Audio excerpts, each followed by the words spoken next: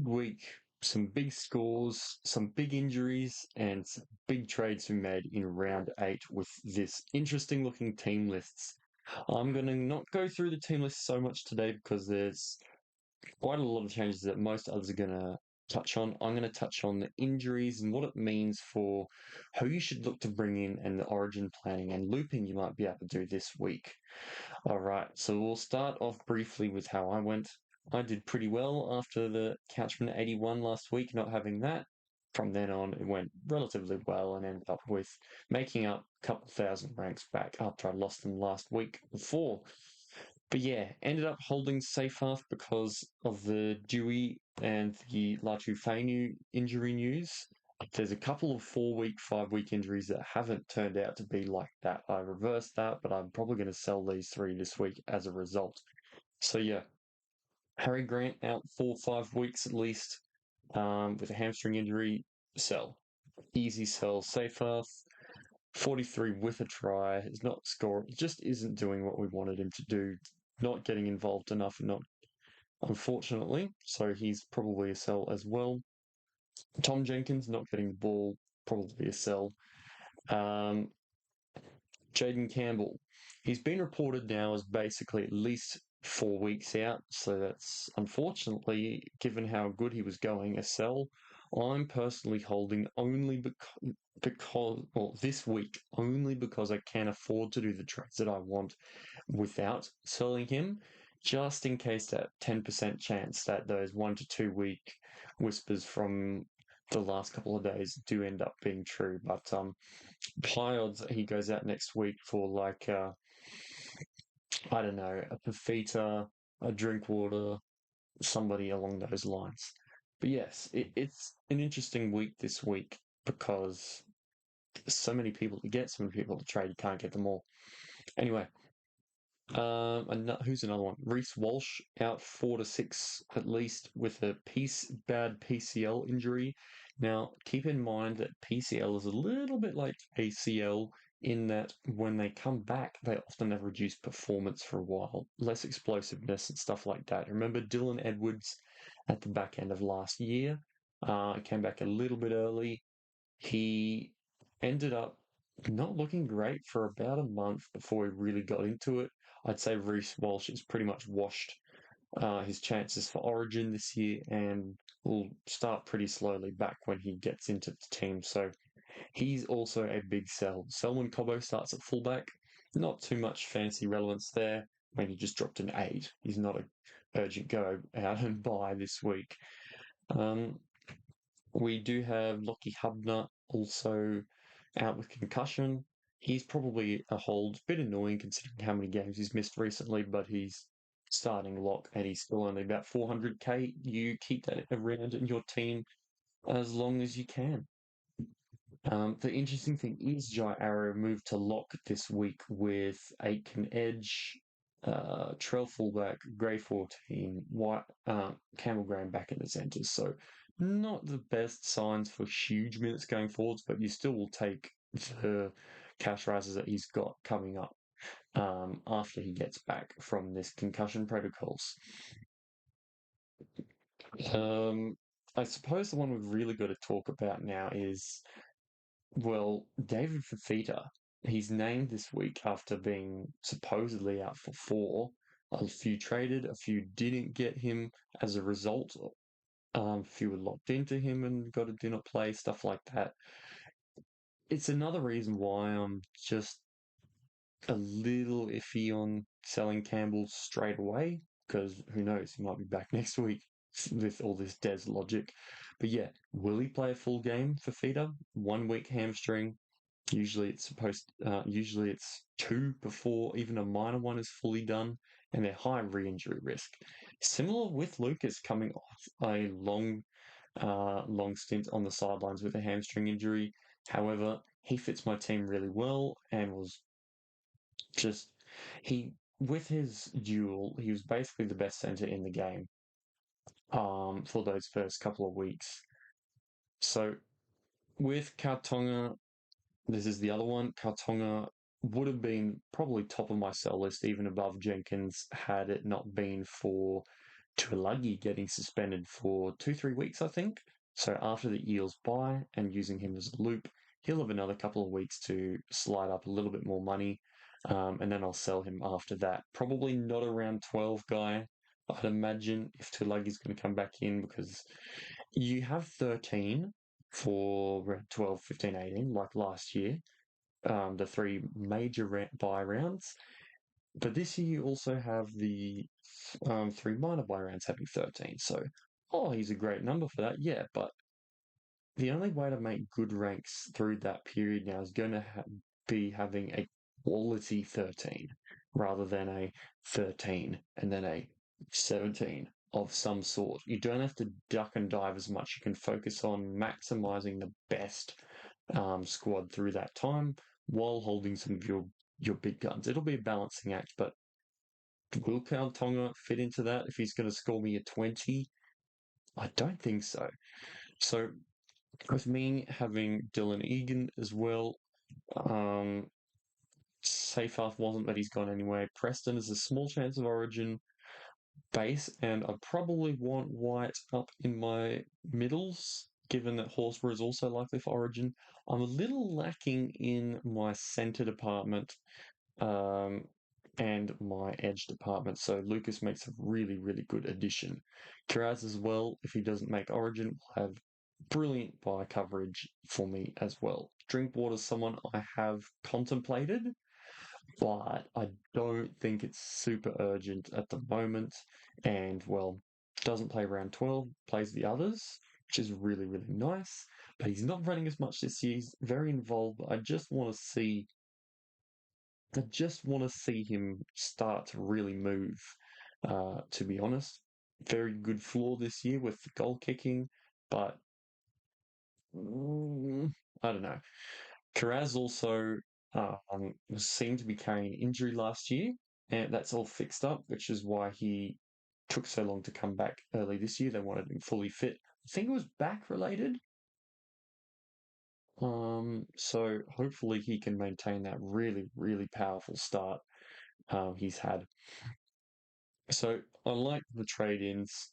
The only thing I don't like, unfortunately, and we'll get that into that now, my team's particularly hard hit by it, but it means this week that with this matchup here, well, and this one too, to be honest, but this Roosters Dragons matchup is a nightmare for looping this week. If you've got Toya, you've got Savala, you've got one of Wong or White or both, Watson, probably not a loop, but in a couple of weeks on the bye, it'll be a similar situation. I've got Nwanga Nwaze still. And then we've got Dylan Egan playing the same game. If we're going through our squads at the moment, upgrading here, there, Toya, Nwanga Nwaze, Egan, especially if he's on the bench, probably not, but we'll see. They're the type of guys who you're looking to loop over most of the others in your team, and most of them are playing the same game, which really sucks. Staff and Toa and Tamale, the other guys you'd probably be wanting to include in that because of their up and down nature, played the last 2 games of the round. And all of your injury guys are pretty much played then and locked. Jaden Campbell's locked. Lachlan Hubner is locked. Unless you have like an extra eel or two, like if you have a Riley Smith as well as a Kartoga, you're probably sweet. But it's a bit of a mess. So in this current situation, I have the really unusual looking loop of playing Savala and Egan. Although if Egan does remain bench, I can just straight up do that. Doesn't change much. Of Nawa, Munster, and Toa. Because that Munster, because he's been a little bit underwhelming, and he plays before Jaden Campbell and Hubner. So I can get that, not Ant Hubner, but Jaden Campbell for me. So that's the only way I can get more than basically a single loop or some sort of double loop where there's a real weakness. That I've figured out a few interesting positional loops but they all basically force me to take the first person score, which isn't really a loop. So I've come up with this at the moment. Could get me a couple of points, but bit yuck this week. My other option is to ignore Savala this week and turn Campbell to David Fifita. Now that would be really nice, but it's double edge, double hamstring risk, back off injury. And it's just really, really awkward, especially with Kira as a slight risk of origin. It's just a very high risk. I do want to just consolidate there a bit. Okay, so, in summary, if you're looking to do some looping this week, be careful of your game order and your positions, because if you're trying to do something like, oh, I'm trying to positional loop, and you've got Tamale sitting up here, he will ruin it. He will go into your centers, he will go into your wing fullback and wreck whatever you're trying to do up there. There's a lot of centers and wingers that we've got at the moment, and yeah, almost too many to loop for some of us. But yeah, a quick update on the Podcasters League before we head through to Supercoach. So we've got Jamie moving up the ranks. Jay-Z about 50 points clear at the top now. Good representation from the Echo Chamber. Two in the top three. I'm slowly making my way up with that 1,033. Let's have a look at the points actually. So cracking scores from Rudley and Jay-Z. Pretty solid from a lot of others. Lots of 1,000+ scores to move up. But yeah, look at that. Some of the lowest scores are in the mid 900s, which is kind of wild. It's a very good scoring week. Okay, so let's have a look in the Supercoach world. I had a real nice week. Got back to about 1,300th or so. But yeah, I got a boost this week. What I've done at the moment is a little bit higher risk. I've nuffed out front row forward because I've just got so much money there. I mean, I've got White, I've got Tino, I've got Horse, I've got May, and I've got Haas. I don't need that many guys sitting up there or ever needing to be stuck there as a non-playing reserve. So I've nuffed out some position by selling Hopgood and chucking him up there and some of those jewels down in my second row and going with that. Lucas comes in with that lovely low break even, so a little bit easier to do in Supercoach than in Fantasy, and Fifita as well. So don't love using a boost to bring in enough, but I do like the changes. I'm not bringing in Billy Smith. That is the big difference between me and a lot of others this week. If we go to let's cancel that. If we go down to the changes and we look at some of the top coaches, it's by far the easiest, best bring in this week. But I've hit quite a lot of good cash cows this year, and I'm pretty happy with where I'm sitting, to be honest. If we look at the leagues, let's go to the Podmasters. I'm doing pretty well in that. Dropped a bit, but still 11th. Look at the team values. 11.7, 14.4, 14.4, 14.8, 14.9, 14.7. I'm easily the highest in pretty much this whole top bit. So I'm very happy to just start looking at points and try and push up rather than cash generation. I absolutely will need some cash generation very shortly, but I can do that next week a little bit. I don't have to chase another Billy Smith and keep playing centre wing roulette. So maybe a bit of a mistake there, but I've got a lot of options to keep going forward at the moment, and I really would love some points. Lucas is a great bring in. I really like Fifita. Could bite me because a lot of these guys are going to need to be traded out very soon, but I just feel like that might be a good way to go. And we'll see how that goes in there. Too many Roosters, though. I'm in danger of that. So that's another reason I didn't get Billy Smith.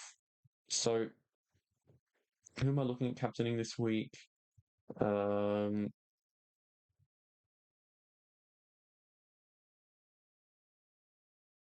to be honest, a Cleary's going to have to be involved in that, I'd imagine. Uh, Cleary VC into uh, see, Pappenhausen's very nice, but Meany's back does mean he kick goals. Maybe I go a Cleary VC into a Macy. Or do I go a Gutherson VC into a Cleary C? Yeah, maybe I'll just go that. Gutho had a bit of a lower one, but if he gets credited for more of those involvements, he gets the big points basically. So I'm pretty happy with that. I'm yeah, I've got a lot of money not playing on my bench because I've got a lot of team value at the moment. Um, it's going to need to be starting to nuff out a few things and grab a few more cash cows, but it's starting to move into this big gun territory, and I think I'd really like to push into that at the moment. And I've got so many of those cheap guys that yeah, I'll look to target a Herbie. I'll look to target like a Drinkwater, those types pretty soon instead of going cheap and recycling because that's good, but mm,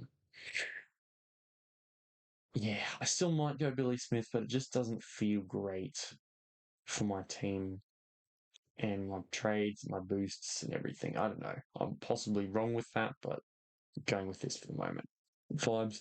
Anyway, bit of a different one this week. Not a lot of team analysis, team lists analysis, but more be careful of those injuries, updates on those injuries and suspensions, who to sell, and a bit more strategy in origin planning, I guess, because at the moment I'm okay for now I'm okay for edges and sort of for halves and back line.